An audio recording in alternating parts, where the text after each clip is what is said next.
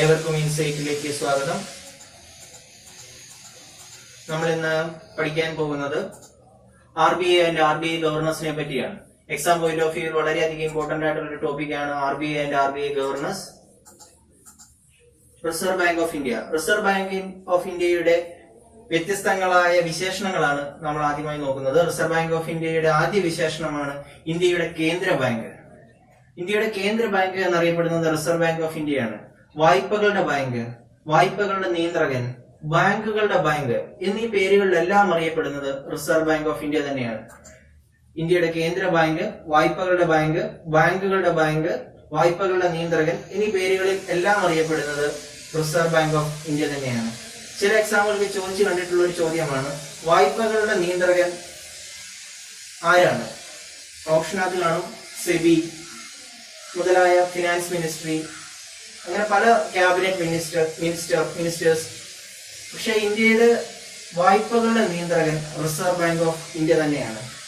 Reserve bank of ഇന്ത്യയുടെ ആരംഭം 1920-കളിൽ അന്നത്തെ വൈസ്രോയി, ബ്രിട്ടീഷ് ഇന്ത്യയുടെ വൈസ്രോയി ആയിരുന്ന ലോർഡ് റീഡിംഗ് ഒരു കമ്മീഷനെ നിയോഗിച്ചു. 1920-ൽ ആ കമ്മീഷന്റെ പേര് royal commission on Indian currency and finance എന്നായിരുന്നു. പിന്നീട് 1926 ആയപ്പോഴത്തേക്കും അത് ഹിൽട്ടൺ യങ് കമ്മീഷനായി മാറുകയാണ് ഉണ്ടായത്. ഈ ഹിൽട്ടൺ യങ് കമ്മീഷന്റെ റിപ്പോർട്ടിന്റെ അടിസ്ഥാനത്തിലാണ് reserve bank of India British ഇന്ത്യയിൽ നിലവിൽ വരുന്നത്. 1934-ൽ ഈ കമ്മീഷന്റെ റിപ്പോർട്ട് RBI ആക്ട് ആയി മാറുകയും 1935 April 1 reserve bank of India നിലവിൽ വരികയും ഉണ്ടായി. ആക്ട് പാസ്സായത് 34-ലും റിസർവ് ബാങ്ക് ഓഫ് ഇന്ത്യ നിലവിൽ വന്നത് 35-ലുമാണ്. റിസർവ് ബാങ്ക് ഓഫ് ഇന്ത്യയുടെ ക്യാപിറ്റൽ 1935-ൽ നിലവിൽ വന്നപ്പോൾ അത് കൊൽക്കത്തയിലായിരുന്നു. പിന്നീട് 1937-ലാണ് ഇന്നത്തെ ഫിനാൻസ് ക്യാപിറ്റലായ റിസർവ് ബാങ്കിന്റെ ക്യാപിറ്റലായ മുംബൈയിലേക്ക് കൊണ്ടുവന്നത്. 1935 മുതൽ 37 വരെ റിസർവ് ബാങ്ക് ആരംഭിച്ചപ്പോൾ അത് കൊൽക്കത്തയിലും, 37-ന് ശേഷം അത് ഇന്നത്തെ ക്യാപിറ്റൽ സ്ഥിതി ചെയ്യുന്ന മുംബൈയിലേക്ക് മാറ്റി സ്ഥാപിക്കുകയുമായിരുന്നു ചെയ്തത്. ഇന്നു മുതൽ 2020 വരെ റിസർവ് ബാങ്കിന്റെ ക്യാപിറ്റൽ 37 മുതൽ മുംബൈ തന്നെയാണ്. റിസർവ് ബാങ്ക് ഓഫ് ഇന്ത്യയുടെ വിവിധങ്ങളായ ഫംഗ്ഷൻസ് ഏതൊക്കെയാണെന്ന് നമുക്കൊന്ന് നോക്കാം. ബാങ്ക് നോട്ടുകൾ ഇഷ്യൂ ചെയ്യാനുള്ള അധികാരം, റിസർവ് ബാങ്ക് ഓഫ് ഇന്ത്യക്കാണ്. എന്നാൽ അതിലൊരു എക്സെപ്ഷൻ ഉണ്ട്. ₹1 നോട്ട് ഒഴികെ എല്ലാ ബാങ്ക് നോട്ടുകളുമാണ് reserve bank of India issue ചെയ്യുന്നത്. എന്നാൽ ₹1 നോട്ട് ഇഷ്യൂ ചെയ്യുന്നത് റിസർവ് ബാങ്ക് ഓഫ് ഇന്ത്യ അല്ല, മറിച്ച് അത് ഇന്ത്യയുടെ ഫിനാൻസ് മിനിസ്ട്രിയാണ്. ഇന്ത്യയുടെ ഫിനാൻസ് മിനിസ്ട്രിയിലെ ഫിനാൻസ് സെക്രട്ടറിയാണ് ₹1 നോട്ടിൽ സൈൻ ചെയ്യുന്നത്. ബാക്കി ഇന്ത്യയിലെ എല്ലാ നോട്ടുകളും ഇഷ്യൂ ചെയ്യുന്നത് റിസർവ് ബാങ്ക് ഓഫ് ഇന്ത്യയാണ്. ₹1 നോട്ട് ഒഴിച്ച് ₹1 നോട്ടിൽ ഇഷ്യൂ ചെയ്യുന്നത് ഇന്ത്യയുടെ ഫിനാൻസ് സെക്രട്ടറിയാണ്. ₹1 നോട്ടിൽ സൈൻ ചെയ്യുന്നത് ഇന്ത്യയുടെ ഫിനാൻസ് സെക്രട്ടറിയാണ്. എന്നാൽ ബാക്കി നോട്ടുകളിൽ എല്ലാം സൈൻ ചെയ്യുന്നത് റിസർവ് ബാങ്ക് ഓഫ് ഇന്ത്യയുടെ ഗവർണർ തന്നെയാണ്. RBIയുടെ ലോഗോ റോയൽ ബംഗാൾ ടൈഗറും പാം ട്രീയുമാണ്. റോയൽ ബംഗാൾ ടൈഗറും പാം ട്രീയും അടങ്ങുന്നതാണ് റിസർവ് ബാങ്കിന്റെ ലോഗോ. ഇന്ത്യയിലെ ആദ്യ നാഷണലൈസ്ഡ് ബാങ്ക് ഏത് എന്നൊരു ചോദ്യത്തിന് ഉത്തരമാണ് റിസർവ് ബാങ്ക്. വേറൊരു ബാങ്കുമല്ല, ഇന്ത്യയിലെ ആദ്യത്തെ nationalised bank reserve bank of India തന്നെയാണ്. 1 ജനുവരി 1949-ൽ RBI നാഷണലൈസ് ചെയ്തു. പലരും തെറ്റിക്കുന്ന ഒരു ചോദ്യമാണ്, ഇന്ത്യയുടെ ആദ്യത്തെ നാഷണലൈസ്ഡ് ബാങ്ക് ഏത്? RBI തന്നെയാണ്. SBIയോ ബാക്കി 15 ബാങ്കുകൾ, സബ്സിഡറി ബാങ്കുകളോ അല്ലെങ്കിൽ ഇന്ദിരാഗാന്ധി നാഷണലൈസ് ചെയ്ത ബാങ്കുകളോ ഒന്നുമല്ല. ആദ്യ nationalised bank reserve bank of India തന്നെയാണ്. നാഷണലൈസ് ചെയ്തത് 1 ജനുവരി 1949. ഓക്കെ. RBI ഇന്ത്യയിലെ ബാങ്കുകൾക്ക് ഉള്ള ഓംബുഡ്സ്മാൻമാരെ നിയോഗിക്കുന്നത് RBI ആണ്. 1995 മുതലാണ് reserve bank of India banking ഓംബുഡ്സ്മാൻമാരെ നിയോഗിച്ചു തുടങ്ങിയത്. കസ്റ്റമേഴ്സിന്റെ പരാതികൾ പരിഹരിക്കാനായിട്ട് റിസർവ് ബാങ്ക് തന്നെ നിയമിക്കുന്ന ഒരു വ്യക്തിയാണ് ബാങ്കിംഗ് ഓംബുഡ്സ്മാൻ. 1995 മുതലാണ് ഇത് ഇന്ത്യയിൽ നിലവിൽ വന്നത്. ബാങ്കിംഗ് ഓംബുഡ്സ്മാൻമാരെ നിയോഗിക്കുന്നത് റിസർവ് ബാങ്ക് നേരിട്ടാണ്. നമ്മുടെ CRR, കസ്റ്റോഡിയൻ ഓഫ് ക്യാഷ് റിസർവിന്റെ കസ്റ്റോഡിയൻ റിസർവ് ബാങ്ക് തന്നെയാണ്. നമ്മുടെ കരുതൽ ധനങ്ങൾ സൂക്ഷിക്കുന്നത് റിസർവ് ബാങ്കിലാണ്. റിസർവ് ബാങ്കിന്റെ ഫിനാൻഷ്യൽ ഇയർ 1 ജൂലൈ മുതൽ 30 ജൂൺ വരെയാണ്. 1 ജൂലൈ ടു 13 ജൂൺ വരെയാണ് റിസർവ് ബാങ്ക് ഓഫ് ഇന്ത്യയുടെ ഫിനാൻഷ്യൽ ഇയർ. എന്നാൽ ഇന്ത്യയുടെ ഫിനാൻഷ്യൽ ഇയർ എന്ന് പറയുന്നത് 1 April to 31 March, 1 April to 31 March ആണ് ഇന്ത്യയുടെ ഫിനാൻഷ്യൽ ഇയർ. റിസർവ് ബാങ്കിന്റെ ഫിനാൻഷ്യൽ ഇയർ 1 ജൂലൈ മുതൽ 13 ജൂൺ വരെയുമാണ്. ഇന്ത്യയുടെ ഫിനാൻഷ്യൽ ഇയറും റിസർവ് ബാങ്കിന്റെ ഫിനാൻഷ്യൽ ഇയറിന്റെ കാലഘട്ടവും ഡിഫറന്റ് ആണ്. ഇന്ത്യയുടെ ഫിനാൻഷ്യൽ ഇയർ 1 ഏപ്രിൽ മുതൽ തുടങ്ങി മാർച്ച് 31 തീരുമ്പോൾ റിസർവ് ബാങ്കിന്റെ ഫിനാൻഷ്യൽ ഇയർ 1 ജൂലൈയിൽ തുടങ്ങി 30 ജൂണിൽ അവസാനിക്കുന്നു. ഗവർണേഴ്സ് ഓഫ് RBI, റിസർവ് ബാങ്കിന്റെ വളരെ ഇമ്പോർട്ടന്റ് ആയിട്ടുള്ള കുറച്ച് ഗവർണേഴ്സിനെ എക്സാം പോയിന്റ് ഓഫ് വ്യൂ നമുക്കൊന്ന് നോക്കാം. ആദ്യത്തെ റിസർവ് ബാങ്കിന്റെ ഗവർണർ ആയിരുന്നു ഓസ്ബറിൻ സ്മിത്ത്. റിസർവ് ബാങ്ക് ഓഫ് ഇന്ത്യയുടെ ആദ്യ ഗവർണറാണ് Osborne Smith.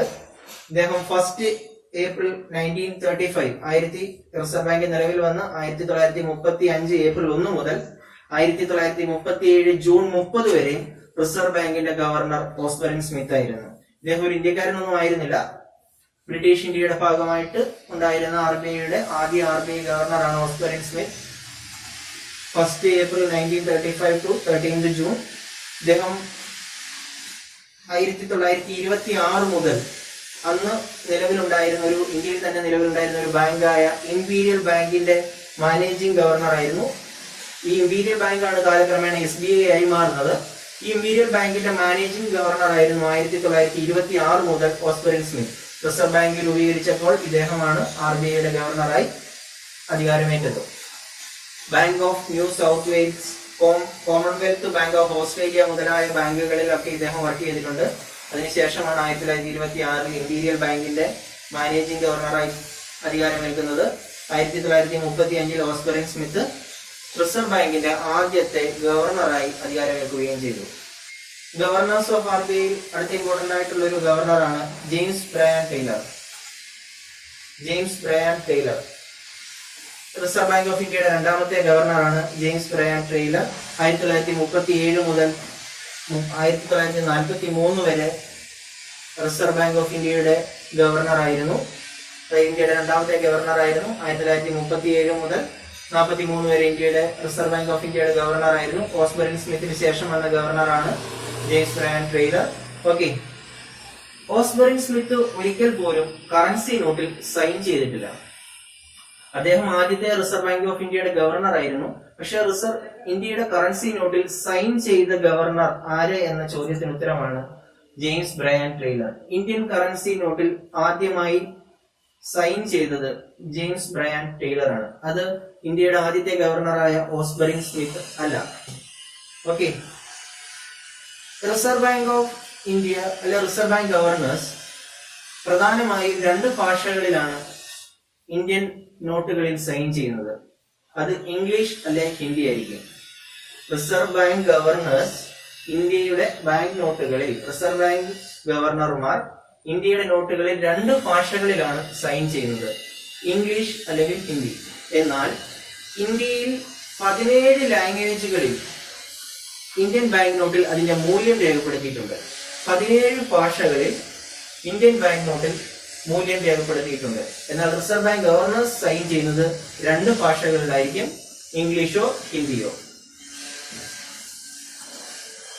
RBI governor's sign ചെയ്യുന്നത് 2 ലാംഗ്വേജസിലാണ്, ഇംഗ്ലീഷ് അല്ലെങ്കിൽ ഹിന്ദി നമ്മൾ പറഞ്ഞു കഴിഞ്ഞു. അതുപോലെ തന്നെ 17 ഭാഷകൾ ഇന്ത്യൻ ബാങ്ക് നോട്ടിലുണ്ട്, അതിന്റെ മൂല്യം രേഖപ്പെടുത്തിയതായിട്ട്. Okay, reserve bank of India important ആയിട്ടുള്ള ഒരു ഗവർണറാണ് CD Deshmukh. First Indian governor of RBI, ഇന്ത്യയുടെ ആദ്യത്തെ ഇന്ത്യക്കാരനായ RBI ഗവർണർ ആരെന്ന ചോദ്യത്തിന് ഉത്തരമാണ് റിസർവ് ബാങ്ക് ഗവർണറായ CD ദേശ്മുഖ്. ഇന്ത്യയുടെ 3ാമത്തെ ഗവർണറായിരുന്നു ഇദ്ദേഹം. ഫിനാൻസ് മിനിസ്റ്റർ ആയ ശേഷം RBI ഗവർണറായ ആദ്യ വ്യക്തി ആര് എന്നുള്ള ചോദ്യത്തിന് ഉത്തരവുമാണ് CD ദേശ്മുഖ്. ഒന്നുകൂടി പറയാം, ഇന്ത്യക്കാരനായ ആദ്യ RBI ഗവർണറാണ് CD ദേശ്മുഖ്. ഇന്ത്യയുടെ 3ാമത്തെ ഗവർണറായിരുന്നു. ഇന്ത്യൻ ബാങ്ക് നോട്ടിൽ സൈൻ ചെയ്ത ആദ്യ ഇന്ത്യക്കാരൻ ആര് എന്ന ചോദ്യത്തിനും ഉത്തരം CD ദേശ്മുഖ് തന്നെയാണ്. ഇന്ത്യക്കാരനായ ആദ്യ റിസർവ് ബാങ്ക് ഗവർണർ, ഇന്ത്യയുടെ RBIയുടെ മൂന്നാമത്തെ ഗവർണർ, RBI ഗവർണറായ ശേഷം ഫിനാൻസ് മിനിസ്റ്ററായ ആദ്യ വ്യക്തി. RBI ഗവർണറായ ശേഷം ഫിനാൻസ് മിനിസ്റ്ററായ ആദ്യ വ്യക്തി CD ദേശ്മുഖാണ്.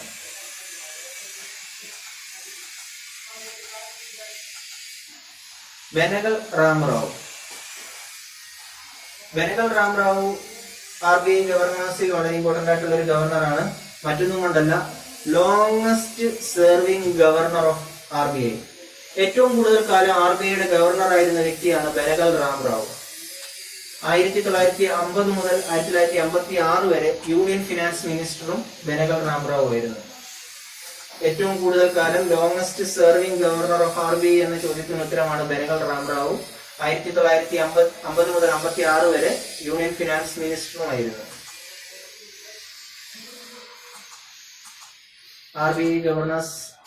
RBI ഗവർണർ ആയ ശേഷം ഇന്ത്യയുടെ പ്രൈം മിനിസ്റ്ററായ ഒരേ ഒരു വ്യക്തിയേ ഉള്ളൂ. അത് മറ്റാരുമല്ല, നമ്മുടെ മൻമോഹൻ സിംഗ് ആണ്. RBI ഗവർണർ ആയ ശേഷം ഇന്ത്യയുടെ പ്രൈം മിനിസ്റ്ററായ ഒരേ ഒരു വ്യക്തിയാണ് ഡോക്ടർ മൻമോഹൻ സിംഗ്. ഇദ്ദേഹം ഫിനാൻസ് മിനിസ്റ്ററും ആയിരുന്നു. അതിനുശേഷമാണ് RBI പ്രൈം മിനിസ്റ്റർ ആകുന്നത്. ഇന്ത്യയുടെ 15ാമത്തെ ഗവർണർ ആയിരുന്നു മൻമോഹൻ സിംഗ്. ഇന്ത്യയുടെ 15ാമത്തെ RBI ഗവർണർ ആയിരുന്നു മൻമോഹൻ സിംഗ്.